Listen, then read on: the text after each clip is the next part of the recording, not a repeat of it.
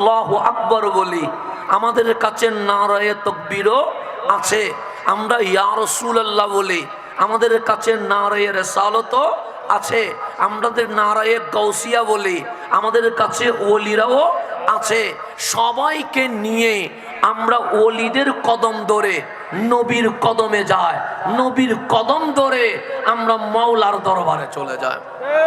এটার নাম আহলে সুন্নাত ওয়াল জামাত। সেই জন্য আল্লাহ সূরা মায়েদার 55 নম্বর আয়াতে আল্লাহ নিজেই বলছে, হে বান্দা, তোমরা কিভাবে চললে সফল হবা, কিভাবে চললে বিজয়ী হবা। তো আল্লাহ বলছে, ইন্নামা, নিশ্চয়ই নিশ্চয়, ওয়ালিয়ুকুম, তোমাদের ওলি হচ্ছে আল্লাহু। আল্লাহ বলে, হে বান্দা, তোমাদের এক নাম্বার যিনি ওলি তিনি হচ্ছে রব্বুল আলামিন। আমাদের ওলিকে আল্লাহ, এটা কে বলতেছে? সূরা মায়েদায় 55 নম্বর আয়াতে আমার আল্লাহ নিজেই বলতেছে, ইন্নামা ওয়ালিয়ুকুমুল্লাহ, নিশ্চয় নিশ্চয় তোমাদের ওলি আল্লাহ। আল্লাহ, আপনি যখন আমাদের ওলি, আমরা কি আর কাউকে ওলি মানব না? আল্লাহ বলে, ওয়া রাসূলুহু, আমার রাসূল তোমাদের ওলি হয়ে গেছে। তাহলে আল্লাহও আমাদের ওলি, রাসূলও আমাদের ওলি। তো মালিক, তুমিও আমাদের ওলি, রাসূলও আমাদের ওলি। এই দুই ওলি ছাড়া আমরা কি আর ওলি মানব? আল্লাহ বলে, ওয়াল্লাযিনা আমানু, যারা ঈমান এনেছে, আস-সালিহিন, আমি আল্লাহর প্রিয় বান্দা, তারাও তোমাদের ওলি হয়ে গেছে। সুবহানাল্লাহ। তাহলে আমাদের ওলি কয়টা? তিনটা। আমাদের ওলি কয়টা? কে বলেছে?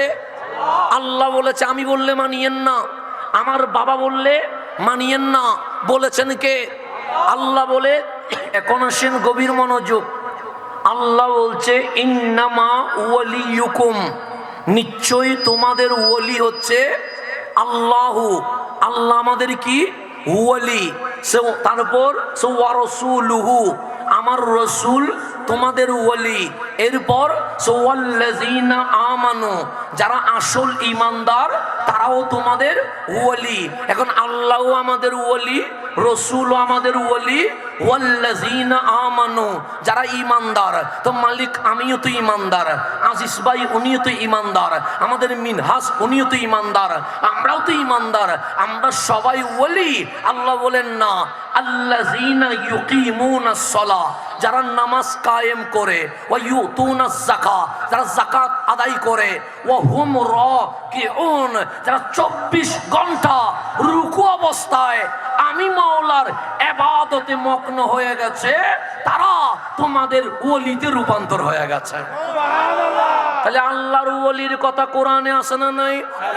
আছে। আমি বলি নাই, বলেছে কে? তো আল্লাহ যখন আমাদের ওলি, আল্লাহ আমাদের মালিক, নবী যখন আমাদের ওলি, নবী আমাদের অভিভাবক, আল্লাহর ওলি যখন আমাদের ওলি, ওনারা আমাদের রাহবার, ওনারা আমাদের ইমাম।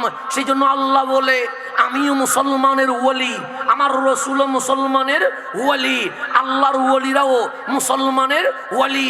সেই জন্য আমরা বলি নারায়ে তাকবীর। আল্লাহ, আমরা আপনাকে ওলি বানিয়েছি। নারায়ে রিসালাত, হাবিব, আমরা আপনাকে ওলি বানিয়েছি।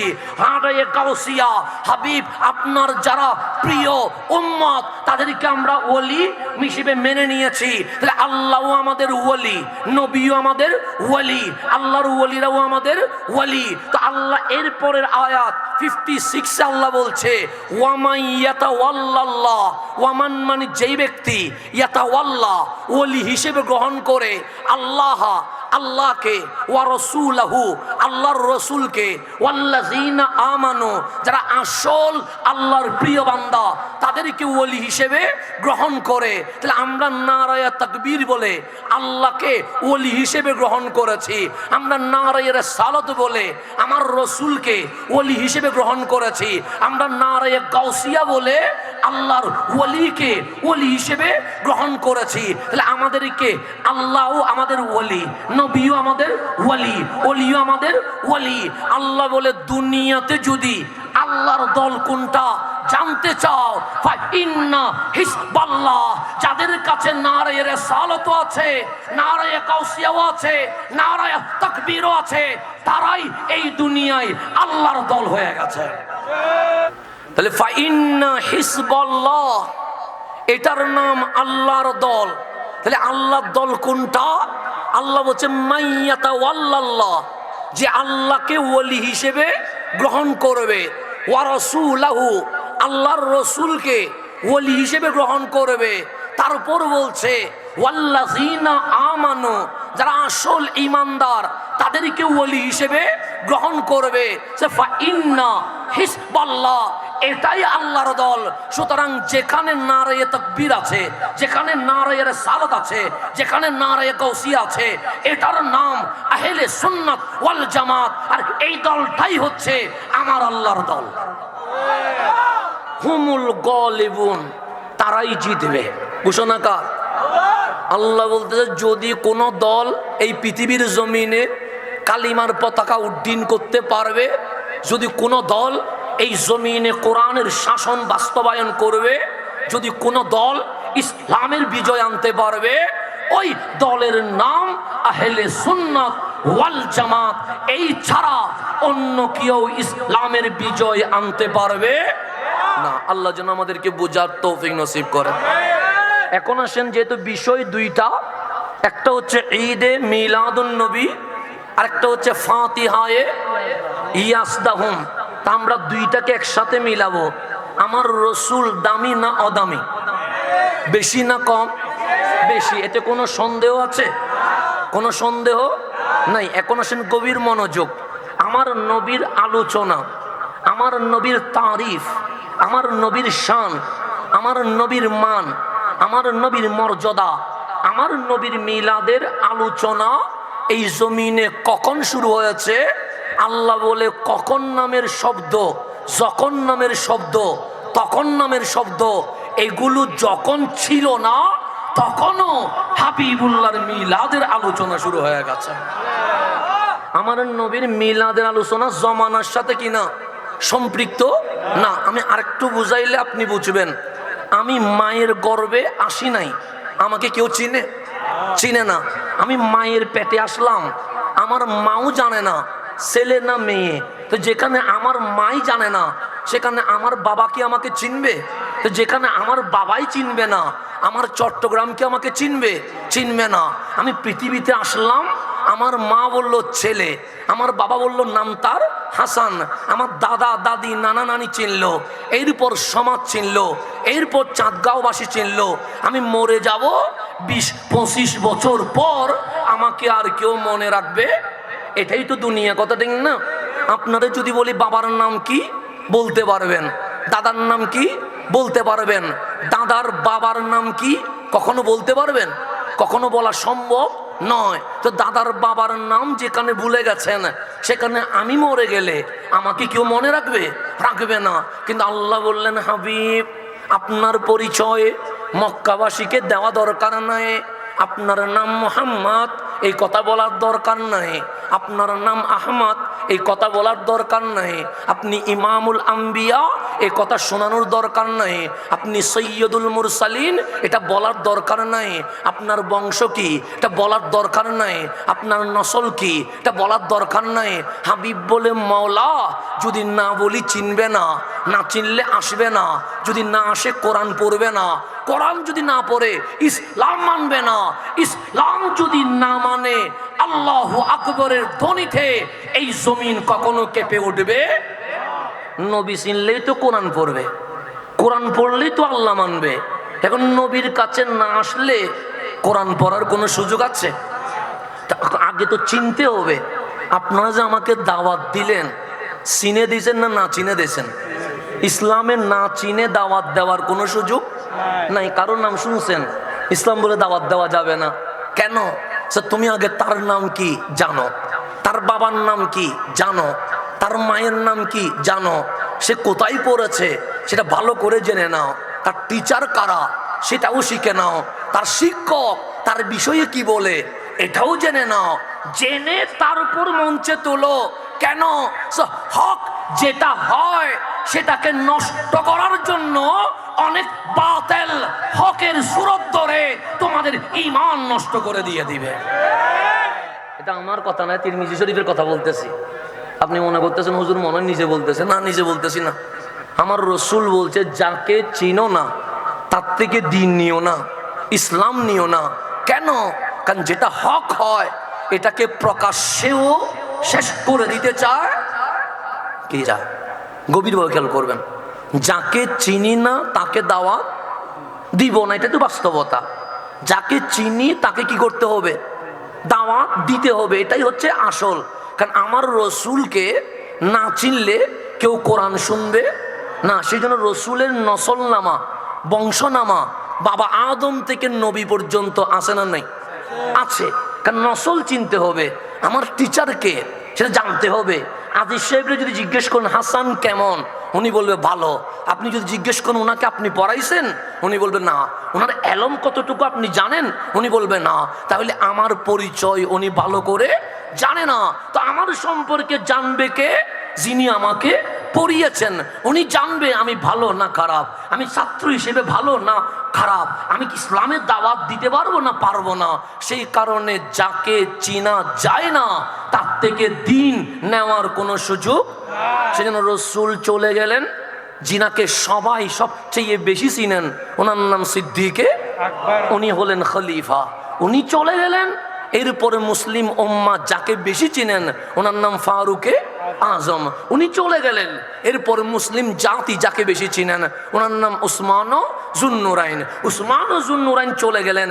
এরপর যাকে সবাই চিনে উনি মৌলা আলী। মাওলা আলী চলে গেলেন। এরপর যাকে সবাই চিনে ইমাম হাসান, উনি খলিফাতুল মুসলিমিন হয়ে গেছে। এখানে অপরিচিত কেউ খলিফা হয়েছে? অপরিচিত কেউ লিডার হয়েছে? অপরিচিত কেউ ইমাম হয়েছে? কেন? ইসলাম বলছেন ইসলাম নিবা যাকে তুমি চিনবা, যাকে চিনবা না তার থেকে ইসলাম নেওয়ার কোনো সুযোগ। সেজন্য আপনারা মাঝে মাঝে গুগল থেকে ইসলাম নেন, ইউটিউব থেকে ইসলাম নেন, ফেসবুক থেকে ইসলাম নেন। এখন যাদের থেকে ইসলাম নেন তাদেরকে আপনি চিনেন না। সেজন্য ইসলাম নিতে গিয়ে 20 রাকাত তারাবি 8 রাকাত হয়ে যায়। বিতির নামাজ 3 রাকাত ওই গুগল থেকে নিতে গেলে কয় রাকাত হয়ে যায়? 1 রাকাত হয়ে যায়।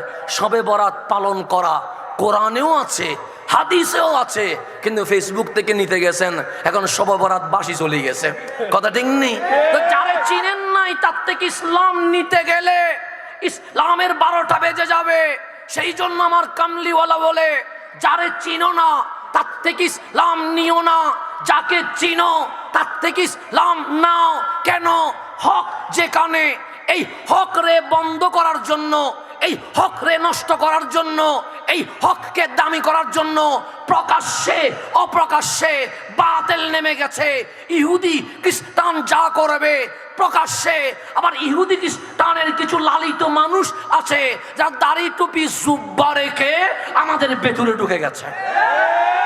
আসে না? নাই? আচ্ছা, আপনারা সাতগাঁওর মানুষ ইবলিসের নাম শুনছেন নি? শুনেন না? এরকম কেউ আছেন নি? খুব ভালো মানুষ মনে হয়। শয়তান ভালো না খারাপ? যদি মাইন্ডে নাম আসে শয়তান, ভালো মনে হয় না খারাপ মনে হয়? যদি বলি শয়তান কোথায় পাওয়া যাবে, কি বলবেন? কোথায় পাওয়া যাবে বলুন তো দেখি। শয়তান রে কোথায় পাইলে, কোথায় গেলে শয়তানের সাক্ষাৎ মিলবে বলতে পারবেন?